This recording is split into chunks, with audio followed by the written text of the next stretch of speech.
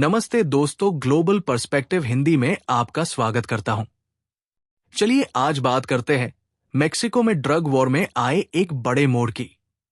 हाल ही में खबर आई कि मेक्सिको के most wanted drug Lord El Mencho की मौत एक सैन्य अभियान में हो गई।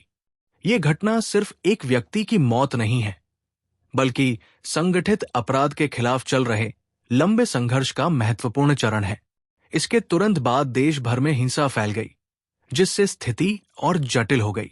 लैटिन अमेरिका का ये क्षेत्र लंबे समय से नशीले पदार्थों की तस्करी का केंद्र रहा है। मेक्सिको से लेकर कोलंबिया तक कई नेटवर्क सक्रिय हैं, जो अमेरिका तक ड्रग्स पहुंचाते हैं। ये सिर्फ आपराधिक गतिविधि नहीं, बल्कि एक जटिल भूराजनीतिक और आर्थिक संरचना है। एल मेंचो का असली नाम नेमेसियो रूबेन ओसेगेरा सर्वेंटेस था। वो जलिस्को न्यू जेनरेशन कार्टेल का संस्थापक और सर्वोच्च नेता था। वो दुनिया के सबसे मोस्ट वांटेड ड्रग तस्करों में से एक माना जाता था।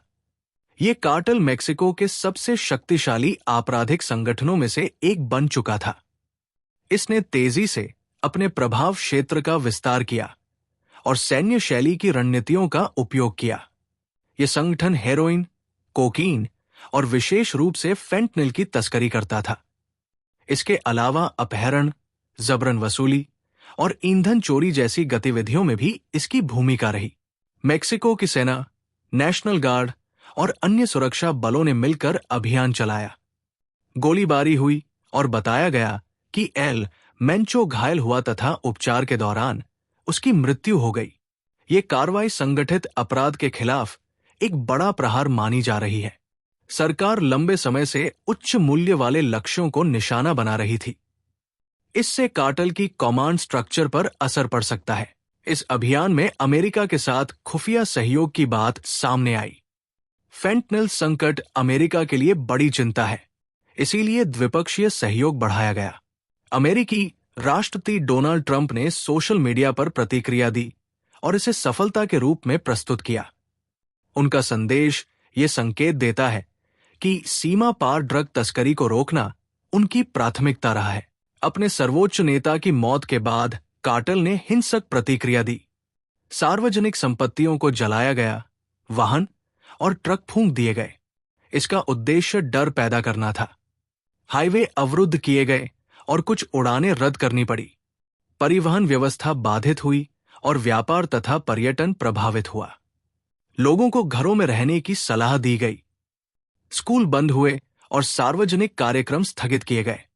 सुरक्षा अलर्ट जारी किया गया। मेक्सिको में भारतीय दूतावास ने भी सलाह जारी की। भारतीय नागरिकों को सुरक्षित स्थानों पर रहने और अनावश्यक यात्रा से बचने को कहा गया। कार्टेल इस प्रकार की हिंसा से ये दिखाना चाहता है कि वो अभी भी शक्तिशाली है। ये प्रतिद्वंद्वियों को रोकने और सरकार पर दबाव बनाने की रणनीति होती है। नेतृत्व के खाली स्थान से आंतरिक संघर्ष की संभावना बढ़ जाती है।